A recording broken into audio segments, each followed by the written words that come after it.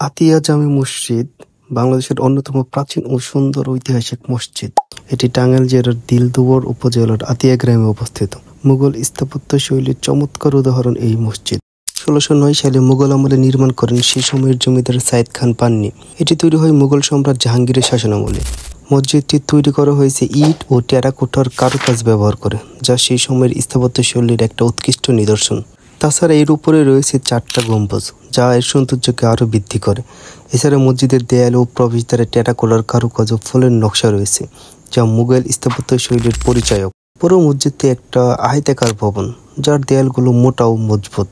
এই মসজিদটি শুধুমাত্র ইতিহাসের অংশই নয়, এটি এখনও স্থানীয়দের জন্য প্রার্থনার স্থান হিসেবে ব্যবহৃত হয়। এছাড়াও এটি পর্যটকদের জন্য একটা দর্শনীয় স্থান, যারা এর স্থাপত্য ঐতিহ্য উপভোগ করতে এখানে আসে। এখন আপনাদের প্রশ্ন আসতে পারে, কিভাবে এখানে যাওয়া সম্ভব? আসলে ঢাকা থেকে টাঙ্গাইল যাওয়া যায় বাস বা ট্রেনে।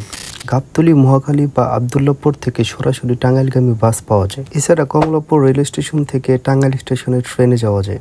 টাঙ্গাইল শহর থেকে অটোরিকশা বা সিএনজি নিয়ে দিলদুয়ার উপজেলার আতিয়া গ্রামে পৌঁছানো যায় এবং পুরো ভ্রমণ সময়ে লাগতে পারে প্রায় ৩ থেকে ৪ ঘন্টা।